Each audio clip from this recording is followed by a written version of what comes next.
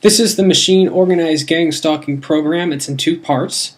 It's Organized Gang Stalking and the Machine.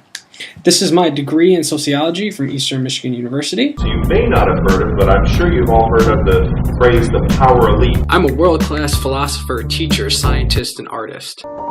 And we're putting together this message today to inform the American public about something going on right under their nose. Sociologist after my own heart, because he works in the tradition of C. Wright Mills. I basically have a logical working system about a machine stalking individuals along with the proven mind-controlled torture experimentation program by the American government. The purpose of this documentary-style film is to educate. We're here at Occupy Wall Street. I have a deep, intricate understanding of sociology, psychology, and history. I have a degree in sociology and a minor in psychology. 360 degrees and talk circles around you.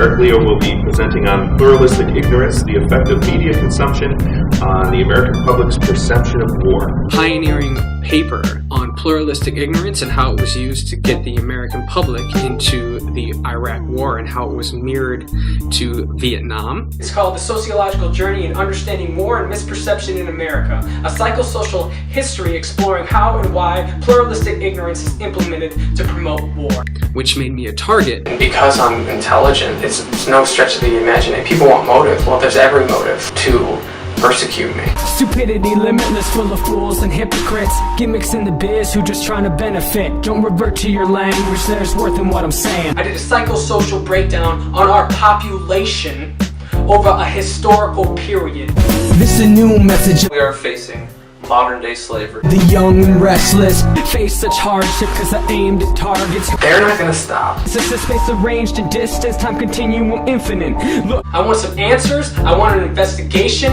and I want some justice. And I'm not going to stop talking about it until I get it. So I have much personal experience with this. I've known about it since July of 2012 when I first got catfished. And this is the link right here. I have a paper that I wrote about pluralistic ignorance, and it's right here. It's the sociological journey to understanding war and misperception in America, which made me a target.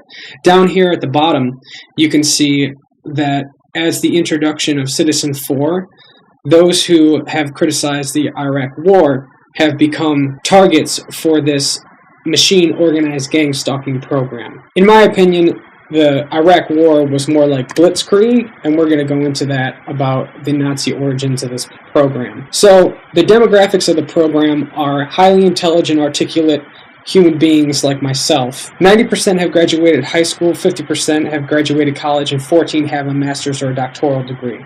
This is a Nazi program, as I said, and the origins of which is Project Paperclip. Now, Project Paperclip was an operation that usurped the Nuremberg trials. Basically, what happened is after World War II, after the horrendous acts that the Nazis perpetrated while being in power, they had a trial that's called the Nuremberg trials, which ended up resulting in hanging a lot of the Nazi scientists. However, thousands of Nazi scientists usurped or went by, or got away with, didn't have to go through trial, or were convicted and still came to America under Project Paperclip, which was through the Joint Chiefs of Staff, now the CIA. Within less than 10 years, MKUltra started, so there's this ideological contamination where MKUltra starts within 10 years after Project Paperclip, and MKUltra is a mind-controlled torture experimentation program. And as Dr. John Hall says, which is one of the experts, writes a book which we will discuss later, says about MKUltra is that they basically took it out of the laboratory, MKUltra, this mind-controlled torture experimentation program, and brought it to society. So it's very similar to COINTELPRO. It's basically COINTELPRO 2.0, and COINTELPRO was where Dr. Martin Luther King, the Black Panthers, as well as John Lennon, were stalked by the FBI, put under surveillance, harassed and blackmailed in order to stop them from being intellectual dissenters. As far as my personal story goes, I was working on popularizing the scientific materials that I continually publish about and philosophical writings with a business certificate from Washtenaw Community College after graduating with honors from Eastern Michigan University with a degree in sociology, minor in psychology. So I was working on syndication and my business certificate to popularize my scientific findings through music, and I was gaining a lot of attention. Also planning my PhD when I was catfished by someone posing to be Lady Gaga, which was actually this MOGS, which is what I call the Machine Organized Gang Stalking Program. As you will see with this link right here, this is my psychosocial philosopher blog, where I explore many of these psychological epithets or ideas or prerequisites in order to understand this machine gang stalking program. It was the reason why I have been able to see it so well. So if you think about it, some of the main posts are Dr. Philip Zimbardo and the Stanford Prison Experiment. There's Stanley Milgram's Obedience to Authority blog post, and there was also the work of Solomon Asch. And then in the Third Wave Experiment, there's a teacher, it's on the blog, it's called the Third Wave Experiment, where basically a teacher created the conditions that created Nazi Germany in a classroom, and it basically blew up within a week. It got out of control and it started spreading to other schools, and it ended with them showing a video of Nazi Germany. And it was to teach and show how the conditions that created Nazi Germany could easily be carried away or taken too far. So in retrospect, it is obvious why I was attacked and catfished, to prevent or thwart business syndication, to prevent and thwart me from finding out this machine organized gang stalking program. Basically, I would have figured out the program and did and am. However, what they did was stall.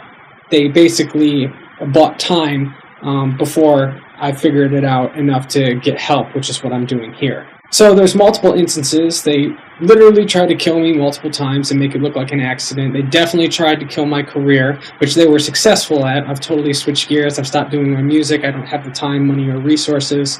And they tried to kill my character. So I have had instances of people saying that if this was all true, then they would have tried to kill you. Well, they have. They've destroyed my life, and they've done it for years through extraordinary mechanisms and extraordinary means, and tried to make it look like an accident. As I say in the Problem series, if you're trying to derisively destroy my life, you're not just going to come out and say it. The Machine Organized Gang Stalking Program, Part 1, Psychotronics. Now, Psychotronics are basically mind control technologies, directed energy weapons, which basically all mean the same thing as mind control weapons technologies. However, Psychotronics means that they can be done from a distance. What happens is you can use ELF waves or microwaves, ELF waves meaning an extremely low frequency, and implant thoughts into people's heads so they hear voices that aren't of their original consumption. So if I give you a brainwave pattern that is in your own thought pattern, it's like reading a book, and that will get you to act out those actions. If it's a different voice or thought pattern, it's seen as antagonism, and that's where the harassment and no-touch torture comes involved. These directed energy weapons can also be used to cause mental illness and physical pain. And the link right here is Dr. Barry Trower right here talking about how these directed energy weapons can be used to cause mental illness and pain. If you want to see more about this, you'll have to read the Machine Organized Gang Stalking Program blog post, which goes into much more detail than I will explain here. Psychotronics continue. Basically, there's two main videos about this. There's Operation Iraqi Freedom, which Dr. John Hall talks about how a few thousand Iraqi soldiers in Operation Iraqi Freedom surrendered to U.S. military forces after they put the voice of Allah in their heads that told them to surrender. This is mirrored basically to the Palm Springs report in Cocalea Valley, California, where 300 people heard the voice of Lisa, and it was an outside antagonism, and they all swear that it's coming from the outside. It's definitely not schizophrenia. So they're all either having a mass delusion or they're getting stalked with directed energy weapons. Now, what I want you to see is they try to minimize the claim by these people by putting a local psychologist on that basically minimizes this as schizophrenia. If you have more than one person hearing the same voice, it's not schizophrenia. It's directed energy weapons. People in the larger society, these mind control weapons are mocked when in fact it's a very serious problem. So this is the link to the John Hall interview that I was talking about. He is an expert in directed energy weapons. He actually writes a book called A New Breed, Satellite Terrorism in America, where he believes these directed energy weapons and mind control technologies are being used via satellites. And here's the Palm Springs report. These videos used in conjunction with each other prove a couple things. First, the military technology exists, and as later discussed, they are being caught in a lie about the program they have for human experimentation, mind control, torture. The other thing this proves is that the psychiatric community doesn't recognize the existence of mind control weapons and is therefore an inferior practice, meaning that because they don't recognize the use of directed energy weapons, they cannot properly diagnose schizophrenia because they do not consider all possible variables. The organized gang stalking goal is entrapment and torture until suicide. As Dr. Robert Duncan says, who worked on the technology and admits it's being used to torture citizens, these technologies inculcate what is called learned helplessness, which will be discussed later. However, this proves without a shadow of a doubt this link right here, where Jesse Ventura meets Dr. Robert Duncan and he admits it was used for the dark side and admits it's being used to torture citizens. That is cold, hard proof that there is a military mind control experimentation program. It's a fact. Again, it stalks smart, intelligent, and educated individuals, as you can see with the demographics. Victims that are targeted are called targeted individuals, or TIs, and I just want you to remember it's similar to COINTELPRO, and it's an extension of MKUltra. So this is basically in a historical context. This is nothing new. So to explain the entrapment, what happens is individuals are attacked with these mind control, torture, experimentation weapons, directed energy weapons, to make them look crazy. What this does is it drives them into police custody. This gets them involuntarily committed, gives them a condemning diagnosis, such as schizophrenia. Because there's a turnkey schizophrenic diagnosis, directed energy weapons are not considered. And this is also a large problem with the psychiatric community. Those that did run the original MKUltra experiments are the ones that are the head of the psychiatric community. So it's seen as a direct result that this is abstained from this schizophrenia diagnosis, because those that are in cahoots with this program that are stalking individuals worldwide, but it's mainly an American origin and American epidemic, they do not mention this in the DSM as a term to explain hearing external voices. So, as you can read in the quote below, the military and government is lying about the program. Dr. John Hall has had correspondence with Colonel John Alexander, who is the progenitor of the directed energy weapons. He denies their existence and then tells anybody that is hearing external voices to run, not walk, to the nearest mental institution. This shows that not only is the military lying about directed energy weapons, but it could be seen as provocation, especially in light of Dr. Robert Duncan's testimony, that this operation of driving them into police custody or driving them at the ultimate goal into a mental institution to give them a condemning diagnosis is the machine organized gang stalking program. So I've actually defined the organized gang stalking program.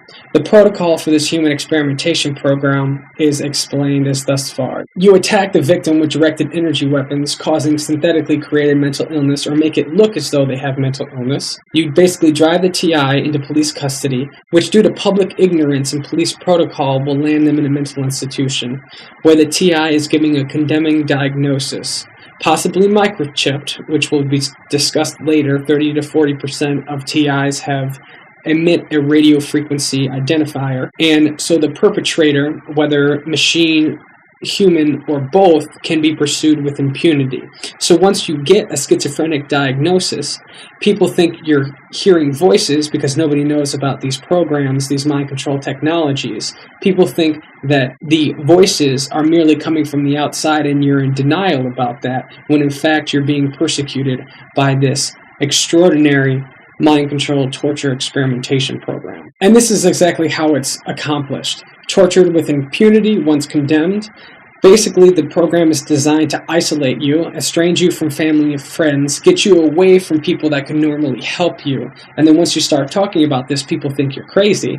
And then attack you with no-touch torture, meaning physical pain that can be caused through these directed energy weapons and constantly hearing voices until they learned helplessness. Now, learned helplessness has been done on dogs. Now, what they did with dogs is they put them in an encasement, and they figured out that if you raise a glass wall and you electrify the floor, the dog will try to jump out. But since the dog can't jump out, eventually it will learn to just accept the pain, and even if the wall goes down and it could jump out, it will continue to stand there and be shocked. So that's basically the same thing that they do with this human experimentation mind control program, is they shock you until you just take it. What's also designed is to suppress your economic condition. That way you can't afford legal representation or better yourself. It's basically about Maslow's hierarchy of needs, which will be talked about and discussed later. Suppress an economic condition mostly through or in your mental state. Basically, any entrepreneur that has made it really big knows that the biggest difference between an individual who's gainfully employed and afraid to become an entrepreneur is their mindset. You have to change your thinking in order to make sure that you can have a successful economic future. So what they do is they inculcate a ideology that prevents somebody from being economically successful, whether that's a job or entrepreneurship or any other means of economic success. And here's the hierarchy of needs that we talked about. And what it does is the mind control experimentation program actually bullies into hopelessness. So once they have you isolated and they torture you into learned helplessness, they will bully you, so continue to shock the individual with that wall down like a dog so they don't jump out, and then they will bully you into hopelessness until you no longer recognize yourself or your life, because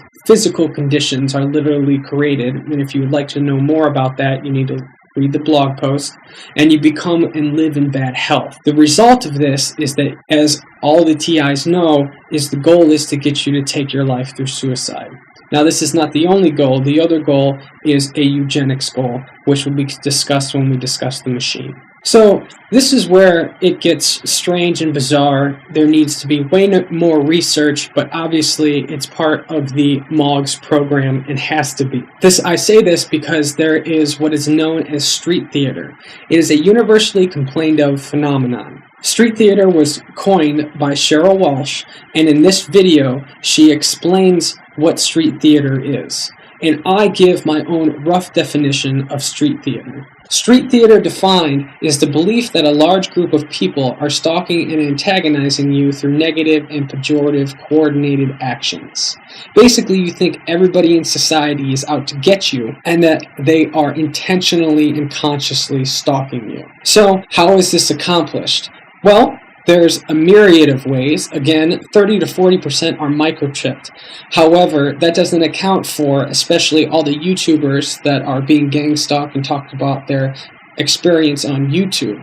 So there's also satellites, which is what Dr. John Hall talks about, is how there's literally satellites and weather balloon type of surveillance happening where they can follow you, such as in the movie Enemy of the State, and they now actually have facial recognition software. So in New York, they have advertisements that can identify you and your face, and then it advertises directly to you as you walk by. So what the machine does is it utilizes technologies in order to identify you and then finds you through your social networks such as Facebook or your contact list, all the metadata that the NSA accrues and uses for the whatever use that they are doing with that data. In light of this, it seems extremely unnecessary, and it seems like it enables this machine to pejoratively stalk these individuals. when you actually look into this, and you would have to read the Machine Organized Gang Stalking blog post to understand more, but it looks more and more like they're manipulating a lot of people rather than hired a lot of intelligence officers, which has happened. As we discussed in the Organized Gang Stalking about directed energy weapons, otherwise known as mind control weapons, the machine basically uses semantic priming. Now, semantic priming is the coagulation of words and images to give you a subliminal but cohesive thought without your conscious recollection. So when you have that thought, you believe it's your own original conception when it was really supplanted. This is best seen in these two blog posts by Darren Brown, who is kind of a savant of sorts of this type of mind control. He literally has a series called Mind Control.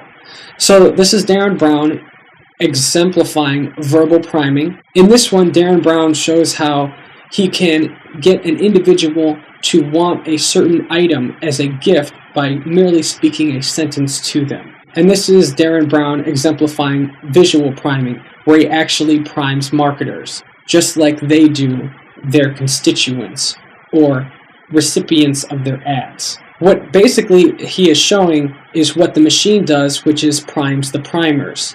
So people that advertise, that does have an effect on your subconscious. You might not consciously recollect, and this is how the machine works, is it works on your subconscious. So the machine does it just like Darren Brown, and that's why these two examples of the Darren Brown bike and the Darren Brown marketing for verbal and visual priming respectively are so good. And the machine does this over large media systems such as TV, internet, Facebook, and because it can prime the primers, it actually primes, if there's a target in the area, it can prime, and they're listening to the radio and it knows it can prime the radio talk show host to prime the individual driving. I know that sounds outlandishly crazy, but it's automated and systematized. There's years of automated and systematized research, as we will discuss, to be able to do just that. And I have personal evidence in my own personal log of how that is possible and been perpetrated upon myself. And it was done after I was put into a mental institution as to make me look crazy, when in fact, that was just the tactic they use in order to marginalize people that try to speak out about this issue. Besides the Darren Brown visual priming with the marketers, here's my own example of semantic priming, or what I would call semantic imaging. Semantics basically means it's jumbled. So it's a different ordered pairs. And like I said, it's the coagulation of words and images to give you a subliminal thought so that when you have that idea, you think it's your original conception when it was really supplanted. So if I wanted to plant this picture or the representation of such in your mind, I would use these 4 pictures as a representation. Now, the only difference is this says Chicago and this is in New York. And so we're going to go through them one by one and show how this relates. Now, the first one is used because this letter font is very similar to the label of Pokemon. Obviously, this looks like Michael Jordan, which is right here. I don't know who's actually in this picture. And this picture was actually just a refrigerator magnet I saw and decided to use it as a representation. This is a bronze statue of putting up a flag in, I think, what is Vietnam. So that represents the Jordan being bronzed with the Pokemon-esque label above it. And then it's all in front of a building in Chicago. So which is why I have a building, the skyscraper. Now, this is a tragedy, so I use this as a representation, but what I really should do is use a Chicago skyscraper. This is what I'm saying about how there is automated years of research being used by the machine.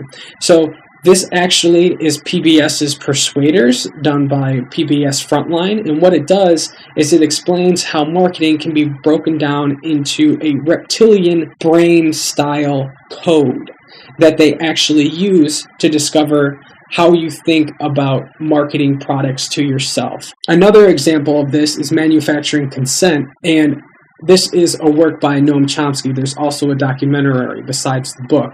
And what this goes through is shows how the news media literally manufactures consent of the public in various ways, as you can discover by reading the materials. So, if you see the same action or object being used over and over in popular culture, what you have to ask yourself is, because the machine uses these representations as psychological triggers, as mind manipulation, what you have to think of, say if there's a whole bunch of people over popular culture, so news, media, a brand new movie, some ads, and you see they're scratching their nose, just to give a simple example, what you have to ask yourself is, what is the psychological trigger that scratching your nose means?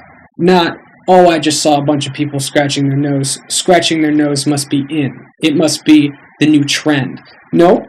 What I want you to start thinking about is how all the media is manipulated to have certain unknown psychological triggers to get manufactured consent through a marketing code.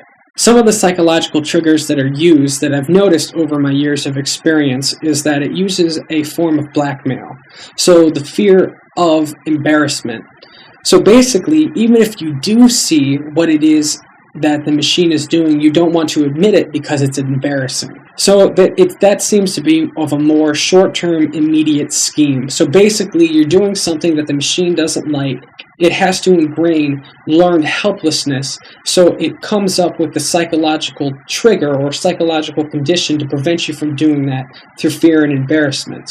And it makes it so that you don't want to point it out because then you have to face the fear of the embarrassment in order to explain it. And again, this is what I'm saying is, use an example, is learned helplessness. This is exactly how it inculcates learned helplessness, is in the short term, you become consciously aware that you're being stalked by an entity. You think it's intelligence officers, but the response time is way too fast to even be a group of intelligencer, let alone an individual person. So the other method that it uses is psychological triggers. This is more of a mental deterrent and a primitive drive, meaning that it's also subliminal or under the surface of consciousness. Like most advertisements that advertise sex are subliminal, so does the machine use it as more of a subliminal sexual drive in order to manipulate your behavior over the long term. Because whether you know it or not, in an evolutionary psychology perspective, your behavior is most readily driven by what Richard Dawkins calls as the selfish gene to procreate or spread your genetic material. So the long-term scheme is more latent, like all ads, creates a chase to waste your time, and is used to harass and bully you.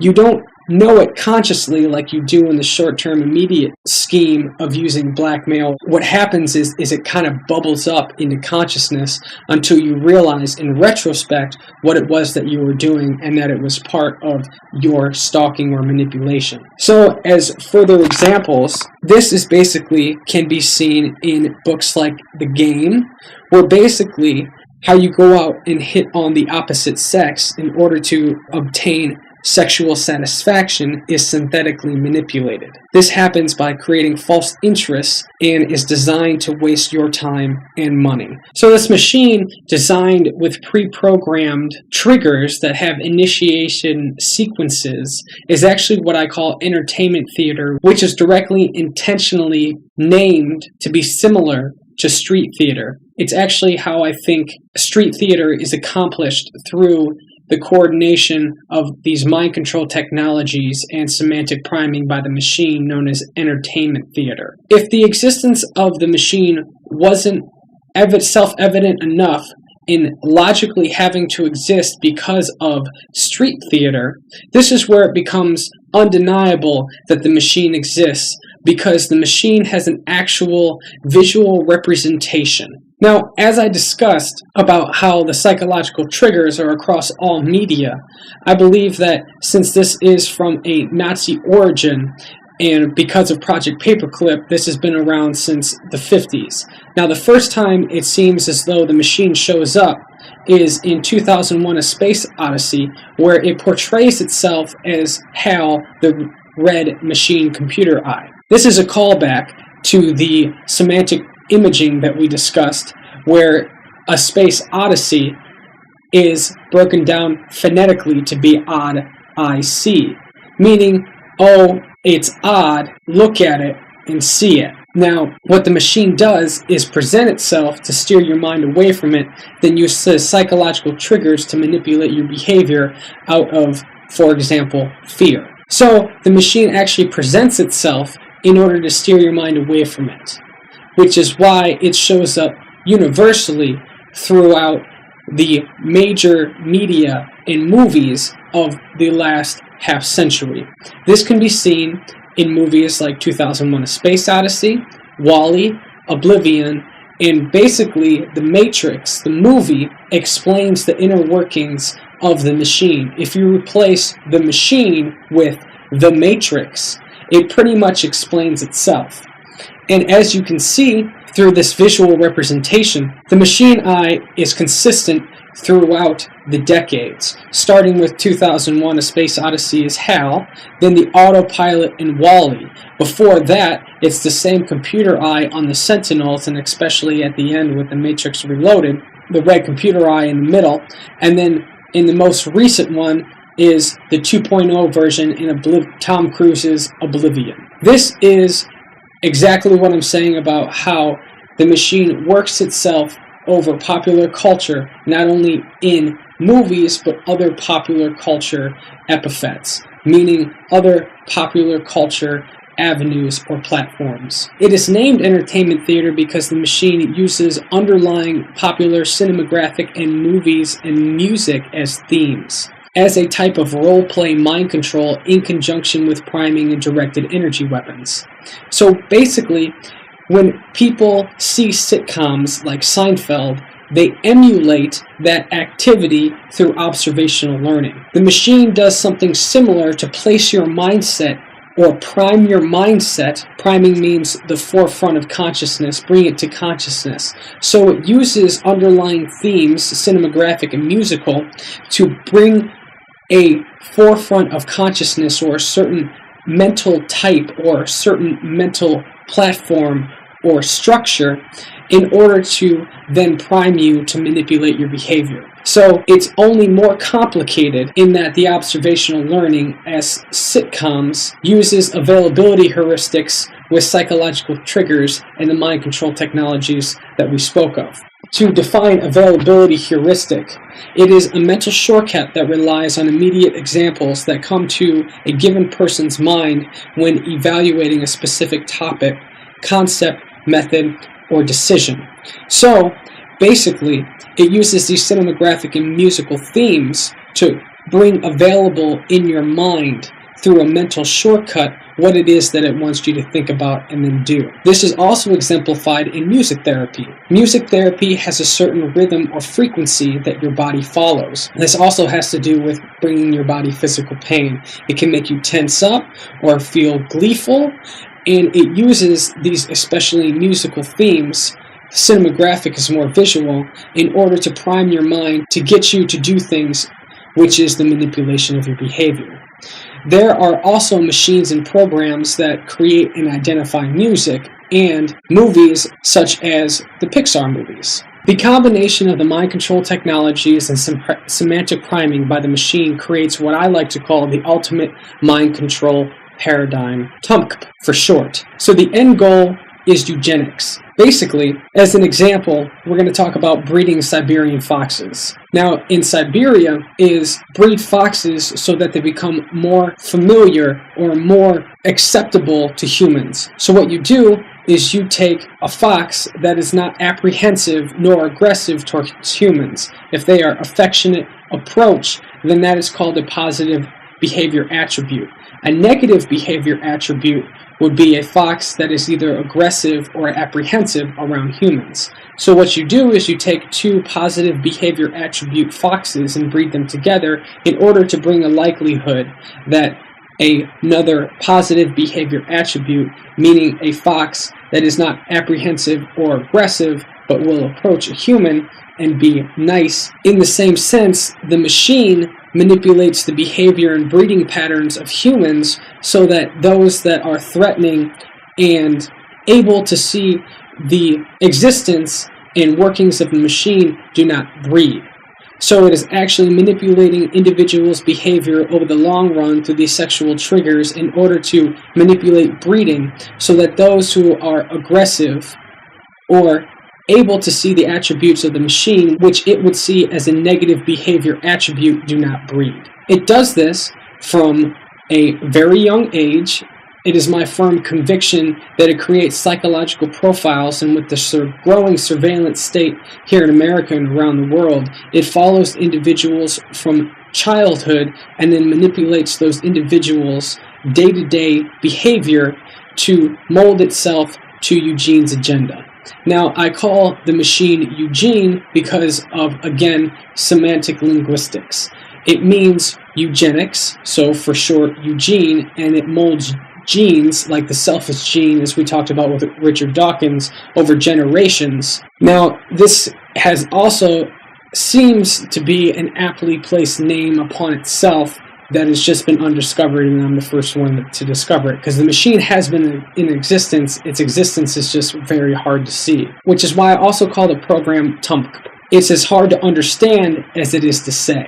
So the machine is TUMP and controls environmental conditions through unbelievable and incredible social mechanisms, as previously discussed. The mind control technologies and semantic priming of the machine. This is a powerful way to reinforce learned helplessness and bully into hopelessness. We're coming to an end of the presentation, and I just want to say that if you haven't been able to tell already, this is a huge problem. And to illustrate how big of a problem this is, because it follows people in their own social space through incredible technological means. So your cell phone can be used as one, and another one is that everybody knows that your computer or laptop that you sit at, if you have a MacBook or any sort of web camera, can be turned on without it signifying that it is on. So an outside observer, if they know what they are doing, can look in upon you. The machine actually uses this to create a psychological profile on you, complete with psychological triggers in order to manipulate your behavior. I literally think it watches you in your own social space over an elongated period of time. So what it can do is, if you have any business ideas, it takes those ideas and can prime them into another person, which is extensively, for all extensive purposes, corporate espionage. Meaning, if you're sitting in your own social space and you're working on a business idea, and that's basically all business is ideas, I'll bet the money to be able to do it and the workforce and able to accomplish it, all business is an idea. So what it can do is, if you do not conform to its agenda, it can take that idea from you and supplant it into a competitor or another person that is sympathetic to the machine or follows the machine's psychological priming and programming. So it's based off of Eugene's agenda.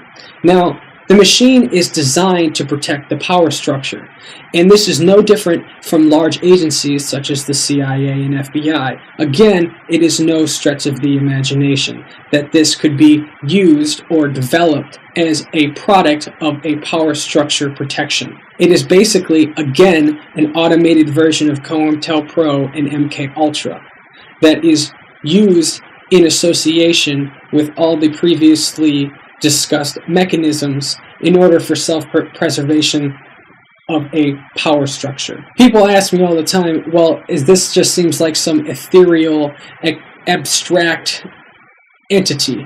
No, I believe it's a physical machine. So I have developed or coined a phrase which I call residual backlash. It's the theory that the machine presents itself and its attributes to steer your mind away from them, just as we discussed in the entertainment theater. It seems as though it reveals itself that it has one main machine with a supercomputer with tracking satellites, as Dr. John Hall discusses. So an example of this is about 10 years ago, the military networked a bunch of PS3s together to create a supercomputer. So what I think happens is that there is one main machine, and in each city what you could do is you could have tertiary satellite machines. So 3 in one city, say.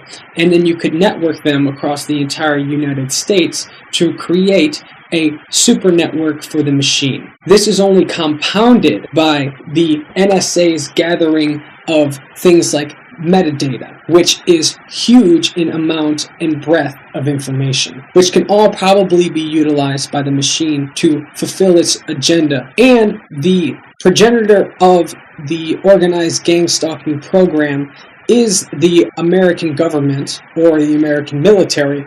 So it is no stretch of the imagination that this is indeed a silent, non-declassified governmental program. This brings me to my conclusion.